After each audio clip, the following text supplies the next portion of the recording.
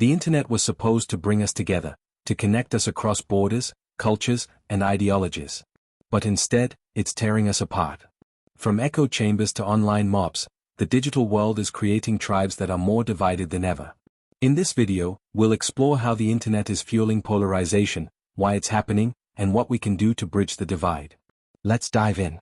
Welcome to Impact Journal, where we draw parallels between current events and historical pasts. Digital tribes are online communities that form around shared beliefs, interests, or identities.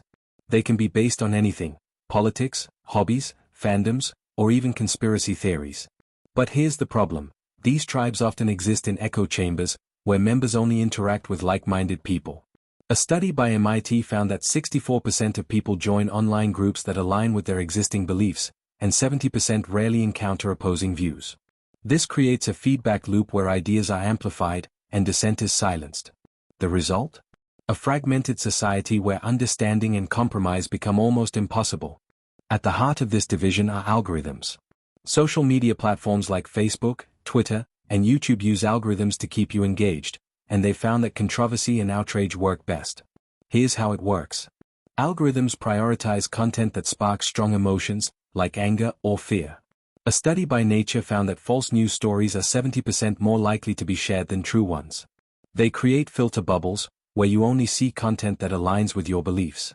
Research from Pew Research Center shows that 62% of adults get their news from social media, but only 14% actively seek out diverse perspectives. This leads to tribal thinking, where people see those outside their tribe as enemies. A study by Stanford University found that 80% of people are more likely to dehumanize those with opposing views online. Why do we fall into these digital tribes? It's partly human nature. Psychologists say we're wired to seek belonging and validation. Here's how it plays out online.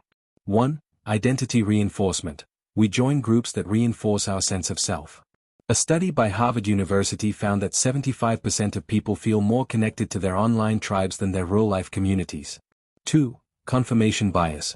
We seek out information that confirms what we already believe.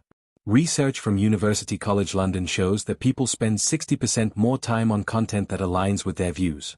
3. Group polarization. When like-minded people gather, their views become more extreme. A study by NYU found that online discussions increase polarization by 40% compared to face-to-face conversations. The rise of digital tribes isn't just an online phenomenon, it's spilling into the real world with serious consequences. 1. Political polarization. Online echo chambers are deepening political divides. A study by Pew Research Center found that 86% of Americans believe the country is more divided today than in the past, and social media is a key driver. 2. Social fragmentation. Online tribes are replacing traditional communities. Research from Oxford University shows that 50% of people feel less connected to their local communities due to online interactions. 3. Radicalization. Extremist groups use digital tribes to recruit and radicalize. A report by The Guardian found that 70% of extremist content is shared within closed online groups. 4. Mental health. The constant conflict and pressure to conform are taking a toll. A study by The Lancet found that 30% of young people experience anxiety or depression linked to online interactions. So, how do we fix this? Here are some steps to bridge the digital divide. 1. Encourage diverse interactions. Platforms can design algorithms to expose users to diverse perspectives. A pilot program by Facebook reduced polarization by 20% by showing users content from opposing views. 2. Promote media literacy. Teaching critical thinking skills can help people recognize bias and misinformation. A study by Stanford University found that media literacy training reduces susceptibility to fake news by 30%.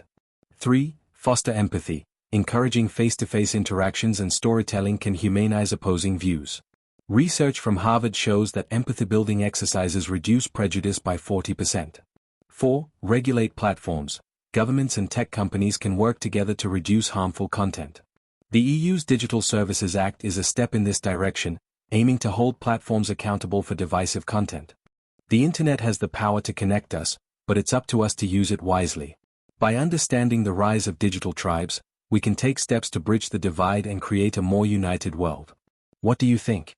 Have you noticed the impact of digital tribes in your life? Let me know in the comments below. If you found this video important, don't forget to like, subscribe, and hit the bell icon so you never miss a video.